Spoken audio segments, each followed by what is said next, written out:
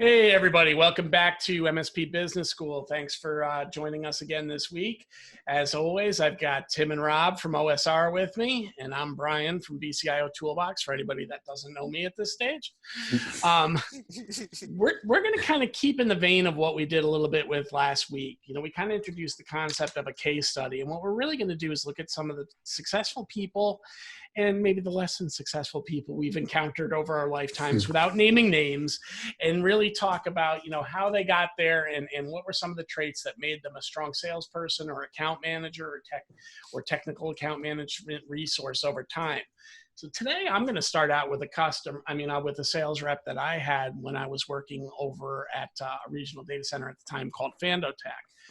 We had made an acquisition of a company, and we were told they had a really strong sales manager over there. And that sales manager was interested in maybe becoming a salesperson in the merger because he knew there wasn't a sales management position. So I immediately went out there very suspect, saying to myself, well, this guy, you know, wants to leave the trappings of being a sales manager to carry a bag again. You know, is he really incented to do that? Or is he just looking to buy his time until he can find his next move in life, right? So, good question. You know, I came in a little jaded to this at first. But then I sat down with the guy, and I was really impressed with the fact that, you know, when I asked him what would be your approach to the sale, you want to talk about a guy that had a clean-cut approach. He told me how he prospect, you know, what steps he took to identify his, you know, you call it the dream 250 all the time, Rob, but, you know, really he was like, look, I got 150 targets. I work at a time. I really try to make sure that I get through to them. I've got, you know, at the time, this goes back 2010, 2011 timeframe, give or take. So, you know, it was really about, you know, this is my approach model. These are how many emails I send out. This is how many phone calls I make. This is when I expect to convert. I don't expect to convert with any of them till the fifth call. You know, he just took me through this process that really made you understand that he understood what it was all about. You know, so I said to him, so, all right, great. You're going to come into this environment, and we've already kind of given you an idea of what we can afford in terms of base. You've told us what you kind of want on the top end. You know, do you feel like you could make up that gap, or is that too big of a road for you to hoe? And, you know, I will say off the cuff, this guy liked the finer things. You know, he kind of said to me, you know, this is the way I operate. And it was one of the things I was a little concerned about at first. He goes, I work from 8 to 5:30 every day. I don't work till 5:31. He goes, I know what I need to do, and this is what I need to make, and I got to make sure my 2 BMW car payments for me and my wife get paid. I got to make sure that I got to make sure that my hockey rink that I have on the side of the house can have ice each winter so my kids can skate and, you know, work on their game. You know, I mean, he was very open about these are the things that motivate me, and I've got to make them happen. And no, by the way, my wife doesn't work, so I don't even have a remote safety in the process. She is a stay-at-home mom, and I want her to be a stay-at-home mom until my kids are teenagers. Game on. And I said, you know, so of course right there, I was like, well, I'm already liking this guy because, I mean, he's got a mission, and he's got to make that mission happen because it's all on his shoulders, right? So, you know, one of the things that I look at when I'm hiring a guy is, what's your mission? Now, it doesn't have to be you're the sole breadwinner. It just has to be what's driving you every day. And I'll never assess what drives different people. Whatever you're into, right? So I said, all right, let's go. Let's see what we can do. So he and I spent a lot of time during the transition going on the road, and I really got to see his sales style up close. And I did see it, man. It was just methodical. You know, he had an approach model every day. He came in, there was no appointments before 10:30 because he wanted to be on the phone early, and he wanted to be on the phone at the end of the day. So he was even to that point where there was never an excuse for an 8 o'clock meeting. He even requested that our sales meetings be at lunchtime on Mondays as opposed to first thing in the morning. At the time, because we were in transition, there's only 2 other sales reps and they didn't produce. So I was more than happy to accommodate him, right? But the long and short of this, they were also short-lived. But the long and short of this was, you know, you really saw this methodical manner. So what I said to him is, I said, look, you know, I've got to find a way to manage you. And let's face it, I don't really need to manage you. You've got enough motivation. But what I can do is be a partner with you. And the way I'm going to partner with you is I'm going to look at your metrics. I'm going to look at what makes you tick. And I'm going to be able to identify where you're going to start having dips in your performance, right? We all know as salespeople, there's a natural ebb and flow. At some point, you normally get, you know, enough projects that you're going to have to cater to them that it's going to take away from your prospecting. And the thing that was interesting about this guy is it never seemed to get that far off track. Now, I just shared with you what his background is without proclaiming dollars. I think you could see he needed a fair amount each month. his commission or his total earnings almost never wavered more than $1,000 in either direction each month. I've never seen anybody consistently that performing. He didn't have any big whales. He didn't have any shrimps. He just kind of methodically went through this process, right? Got it. But when I started seeing his sales DNA, for lack of a better term, what I would see is, okay, this guy makes his calls each day from 8:30 to 10. And, he's making, let's just use for numbers, 200 a week. And he sends out another 200 emails. And if he does that, he's going to get 5 appointments, and it's usually 3 new, 2 returning, right? Because there'll always be one that falls out. And he was consistent like that. It was always, it was always 5 appointments, sometimes 6, but never 4. You know what I mean? It was just that kind of consistency, within his model. So then I would look at him on little things, though. Sometimes when he would get a little bit busy, I'd watch the prospecting just dip enough. I might see 2 weeks where he only got to 150 calls. So now he's got 100 calls less. And I would look at him knowing what his sales cycles were, because we were able to average out his average sales cycle, tended to be about 60 days. And I would be able to look at him and go, hey, man, 2 months from now, you're going to have a little bit of a dip. And of course, he scoffed and looked at me and laughed. And he said, dude, I'll be fine. I'll just make up for it. But I also watched how he structured his day. He really wasn't going to make up for it. Now, there was a concession at one point in time where when I was able to spot these things, and I'd been proven that I was right when I'd spot him, and then he'd feel that little after effect, he finally stepped up 1 day a week where he would go home a little bit later so he could push out his after paperwork till the end of the day and use that time for prospecting if I came to him and he was light. So even there, he was methodical enough to say to me at the beginning of the month, do I need to stay late this month? And that's really what it came down to. So, the moral of the story is this guy was so consistent in the way he approached things, because at the end of the day, we can all say, hey, I'm a great salesperson. Well, a great salesperson isn't going to all of a sudden make you go from closing 3 out of 10 to 5 out of 10, assuming they're all cold leads, right? We're not talking about, homegrown friends of the family here. The average sales rep, you might be a 250 hitter, that a great sales rep can be a 315 hitter, right? To liken it to baseball. You might improve those percentages and land 5 extra, 8 extra deals a year as a result of being good. And that's really the difference maker between the average sales guy and the high earning sales guy, right?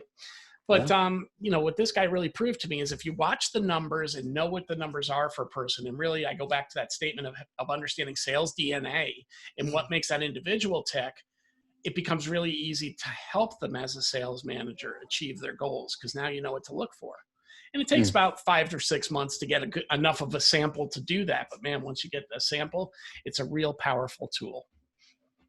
Wow. So I don't know what your guys' thoughts on that are, or how you guys manage people. So, tell me, Brian, before we move on, so was he so usually when you have that rep who is that superstar, top 1%, closing stuff, driving 2 BMWs, they're hard to manage, right? Because they got their way. Everything's doing great. Who are you, right? How were you able to, besides the partnership that you had discussed earlier, how are you able to get him to understand his dips and really see it and work towards it? Now, this doesn't work for everybody, but I'll say this, right? Good. All right, now we're talking. This is going to be good. This doesn't work for everybody, but what it really comes down to is, I knew it would be tough to manage a guy like this because he knows what he's doing, right? Yeah. But, he did have, at least he had enough of a demeanor. He wasn't a total arrogant, I know it all, that's it. It was more, I was like, all right, I'm going to manage you quietly in the corner first. I didn't tell him I was going to look at these metrics. I just started doing it. We had call center software. We had, we emailed through the system, and that was a must do. So, without getting into ConnectWise points, because I wasn't as adept as you guys are with it, I was at least able to kind of capture this information. And I did that for all reps. What I did was come to him when I saw there was going to be a dip, and knowing what his goals were. So I would coach and support along the way, build familiarity with him, let him know I was here to support his endeavor, right? There's 2 styles of managing. Some people need to be directed, and some people need to be supported, right? Right. Yeah. And you've got to be able to, to ascertain what you need to do. And usually those sales rock stars just need support, but you can't let them abuse you. It can't just be, no, I need your support and now bend to my mercy, right? Yeah. I got a job to do too. Right. So what it really came down to with Steve is I did it in kind of an interesting kind of way. I looked at him and said, dude, I think your numbers are going to dip in 2 months. And of course he told me, absolutely not. I will make up for that. I said, all right, man, I'm going to hit you where it usually hurts, in the wallet. If your commission is down more than 6% in 3 months, you take me to Ruth Chris. Yeah. If it isn't, I take you. Now the ball's in your court. I'm waiting for dinner, right? Yeah. Okay. Right. Yeah. And I said, and then if I'm right, then we start working together on this process. So that's really how it happened. He bought me a very nice dinner. Enjoyed it. And he didn't want to do that again? Yeah, we didn't share a bottle of wine or play footsie under the table, but we were okay. there. That's okay. That's all right. You know what? You got your point across. But the point is, so we went there. You did it through knowing what you were talking about and letting the proof come out in the numbers, not in your directive. And challenging him in a way that would resonate with him, right? His goal was to get a free, $300 dinner out of me. And my goal was to take his $300 away from him. Yeah, right? and prove to him that you were right. But more importantly, show him that this is not a big brother exercise. I'm really here to help you excel. You're going to have normal peaks and valleys. My first sales manager said to me, hey, man, this works on the 4 and 9 principle. The first 4 months of the year, you're gearing up, you're gearing up, and you got to make sure you take care of the other 9 months out of the first 4 months. And yeah, I recognize that equals 13. He told us we better be working overtime. That was kind of the saying behind that. But the point was, you want to say anything? I was like, wait a minute, hold on. Oh yeah, yeah. Good. So okay. that was the theory behind it, the 4 and 9 principle, he called it. But the point was, what I was trying to get across to him is we all have our sales DNA. We all have a way we approach things, and we all have what we consider success. I told him one of the things I'm amazed by is the consistency he has. He's so methodical in his process, and he yields such predictable results. It makes it almost a dream as a manager just to be able to come to him with a simple sentence and go, dude, you only had 20 meetings last month versus 25. That's going to impact you in 2 months. Or, hey man, you were 200 calls short over the course of the month. That almost equals a whole week. What do you think that outcome is going to be? Now this guy was still dialing. It's just other pressures came in front. And then I worked, because he was such a high performer and obviously brought value back to our company. We then figured out how we can offload certain things that he shouldn't be doing. Right. So we had the typical MSP where, sales reps did their proposals. Well, that was a freaking waste of time for this guy. I was like, look, get your numbers, get things here, get it to a solution architect. We'll drive that to our marketing person. We'll pop it in. You come pick up the proposal. Because I wanted to make sure this guy had cycles to increase those numbers. Got it. Right. Yeah. And that's where, as a sales manager, you've got to look at your whole collective team in addition to just yourself and be able to say, what can I leverage here to keep the top performers out on the road doing what they like best? And then, look, coach those low performers so they can become high performers using something as an example, right? So that's kind of the moral of the story there. And that's how I motivated him. And then, that's how we managed long-term. And it really was a very fruitful relationship. So I got a question for you. So, with that proposal system, and I have a client in mind when I'm asking you this. So, I have a client has several different sales reps. Right. And, they got them doing their own proposals, a lot of it on a manual basis. And I cannot drive the difference between, having somebody who is going to be bringing in the, over $20 worth of revenue or below $20. So like, how do I get the, the owner to understand, look, not every proposal has to be done by the sales rep in this type of scenario? When does that conversation happen? Well, it's got to happen pretty early on, right? Because there are people that are better suited to do it. First of all, do you want your sales rep being the technical architect, actually putting that together? Probably not, right? They're going to overlook something on the technology side. Now, you might say, hey, my engineers are going to put together a bill of materials. Now you go shop it and build the pricing. Well, I'll be blunt, that's a lot of time being wasted for a sales rep. Almost anybody could do that. Hire a $15 an hour temp to work 4 hours a day just to be on proposals and shopping with Ingram, right? And working to get the best price on those things. But the other thing is you got to standardize the process. The way we were able to make this actually work is we had one engineer that was completely in-house, partially because we had data centers, and they were open to putting together scopes of work. When I say scopes of work, putting together the bill of materials, understanding what tools were going to be needed, and basically drafting out the solution. The solution architect would probably be a better way to call it. Then by doing that, we'd be able to go to our common bill of materials and get that done. And they would usually even make the call over to Ingram Micro to get whatever SKUs it were, because they wanted to make sure they didn't overlook anything. By doing that, we were then able to put it to our marketing person who used a sales proposal system. And if people think sales proposal systems are a waste of time or a waste of money, because there's a lot of people that say, look, I could just draft that up in Word. It's the repetitive process of having the same things that consistent terms and conditions, all that. We'll talk about that in another meeting, I'm sure, in depth. But realistically, it's by having that consistent process, then you can outsource it, because now you can put it in the lowest common denominator's hands. You're taking the intricacy out of it, and then you're putting it where they boil it down, right? In exchange to Office 365 migration looks the same for every customer. The only thing that changes is the amount of seats. So why don't you have a boilerplate proposal for it where you could do a custom overview? That's the kind of stuff you got to do. And I'm not sure if that's where you're going with it, Rob, but that's really what it comes down to is you've got to standardize that process like every other one. MSPs love to standardize that service delivery process, but they don't put the same care in the account management side. You know, and that's where Tim and I were bringing in some of our point systems into the consistency of the reps, right? So like one of the things you were saying about your gentleman was, you know, like sometimes if he couldn't do his prospecting, he would like get into an issue in 2 to 3 months. And so that was the reason why Tim and I built that scorecard. Tim, do you want to talk about the scorecard? Yeah, I mean, and how we get to that 100-point system, whether it's in prospecting or whether it's in, the active sales cycle?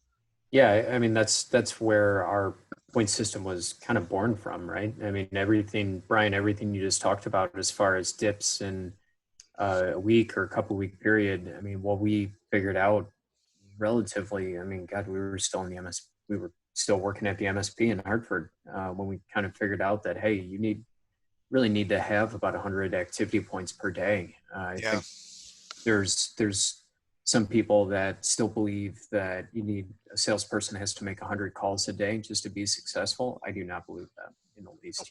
You show me a salesperson who's going to make 100 calls a day, I'm going to show you somebody who's going to be at that company for 6 months.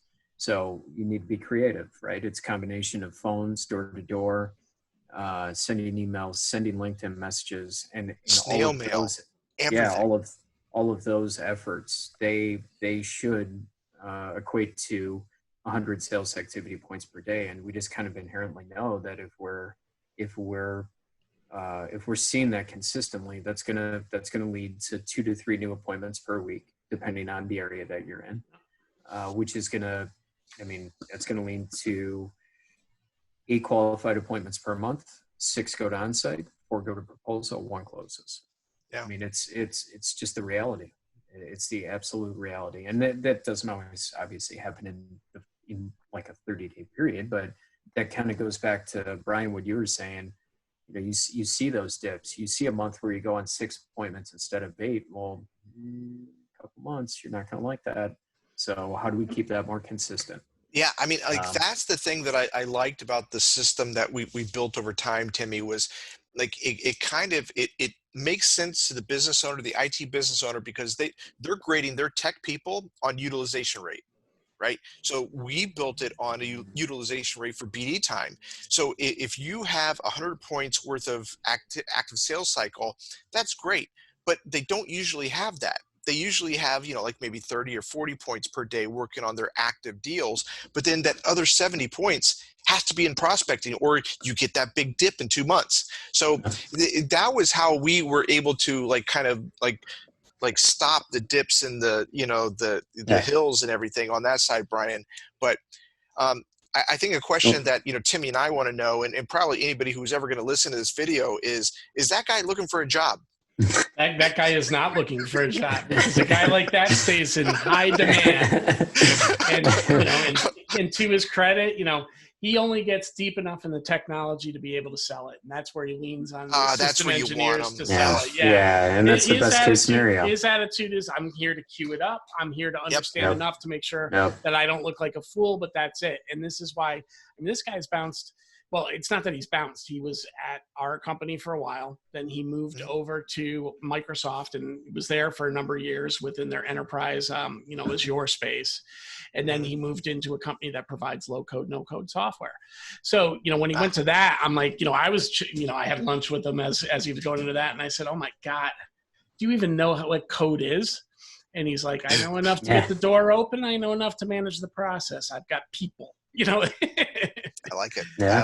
I like it. And that's the way he looked at it. And again, those internal, one thing you can't substitute is internal motivation and drive, and that's really what I was able to see very quickly in this guy. And look, I didn't have to be Kreskin to figure it out, man. He made it very simple. It's like I was able to see that, okay, he's got a reason to put on his pants, come to work every morning, and make sure he gets the job done. Because there's a lot of. It's funny. One of my clients, loves whenever he interviews a salesperson, and the salesperson's, goes through the interview and he liked the salesperson, everything was going great, and the person's leaving. He looks out the window to see what kind of car they're driving. Yep. And he wants them to drive a car that they can't afford, because that means that person is hungry and is always chasing the next rung. And when he told me that, I was like, you know what? That makes a lot of sense. That's an easy way to gauge that type of person. Because if they're driving a really fancy car, that means that they are living beyond their means and they are chasing after, and they are closing things, So I just always thought that was a good one. That same VP that I told you gave me the 4-9 principle used to love to say to us as we were heading out the door on Friday, hey, it's Friday night, go spend all your money so you come back poor. Yeah. Yeah, I had sales managers are the best. I worked at a company for a period of time where the owner, he was all in on spending more than he was making, and it was all in an effort to his philosophy was, if I spend it, I got to close more business to pay for it. And pay for it. Honestly, I was kind of sitting there like, well, why not make the money first? And that's that's not my model. But again, salespeople by nature, good salespeople are risk takers. They're not conservative, right? Definitely. And they're going to take that aggressive piece, and they're not afraid to go bust every once in a while because they feel like they've got the goods to get out of it, right? So, exactly. I think we've hit upon all those great personality traits. I know we're getting near the end of our time here, so. I don't know if you guys have any closing thoughts, anything else you'd like to add. My piece is. I have one question for you, Brian. Sure. And this is the thing that, I talk to my clients a lot, and this is one of the things that I have to fix a lot. And I just kind of want to get your opinion from your side of the house on it. So when you have a rep who just doesn't do the work on the picking up the phone side, there's always a reason. Right? There's always a reason why they can't pick up the phone to what you're thinking. What do you do there? What is they're doing everything else, right? They love to close, and they got all the reasons why they love to close. They love to network, but they don't pick up that phone enough. Like where do you fall on that line? So I fall in two spots on this. One, it's a bogey you got to make. Period. End of conversation. It's part of the process. And I even still tell to this day, most people, 90% of your cold calls are fact-finding missions. That's all. Right? If you think of the concept that you're not going to convert till at least your fourth call, statistics have shown it. That means the first 3 calls are to dig information that you can use at your disposal to get further, right? The second thing is you're only going to go so far through networking and referrals. Period. End of conversation. There's only so many friends you have that have friends. That's right. That have people. And the problem is too, then you're also not going to ever be in a point of acceleration where you're really getting good at one industry, one vertical, building your own brand within that industry and vertical, because your leads are going to be generalist all the time because they're coming from all different kinds of resources, right? Now, I'm certainly not discouraging networking. I'm a huge proponent of it, especially in IT sales. But the point is you got to be doing some of the legwork yourself on your target. Again, I go back to your Dream 250 concept all the time, Rob. And then the last thing is if they really can't cut it, you got to cut bait, right? You got to really look at it, or you got to look at yourself and say, okay, I find enough value in this person being a closer and getting those deals done that I'm going to have to invest and support them by getting them somebody to do business development. But I even sometimes counter that as much as inside sales can be a great thing, it can also be a crutch for too many sales reps, and that's another thing we don't want to have. So, but I kind of evasively answered your question there, but really those are the things I consider along the way. But ultimately, if they don't want to do it and they can't jump on board, it's one of the requirements of the business. And unless they're closing enough money that it's making that much of an impact on my business, there's probably somebody else out there that I just haven't met yet that can fill in and do a little more and produce a little bit more. And so, Tim, like I put the question to you, like I kind of know where you stand on this, and I feel the exact same way. But somebody who has a reluctancy to pick up the phone, even if they like you talk them into it, you're like, look, your job depends on it. You got to make these 50 calls a day. If they're not the guy who's hungry to pick up that phone, and the phone weighs, to your point, you always say this, the phone weighs 500 pounds to them. Is that person ever going to be successful in, this type of environment? The person who's reluctant to pick up that phone. No, they just don't have a role in the MSP industry. There's plenty of industries where you can do that, but not in this. It's just like it's proven time and time again. So we show me somebody employee. who's got a better way, and I'll show you somebody who does not have a better way. Right. All right. It's settled. We need Brian's old employee. That's it. We all need one of those.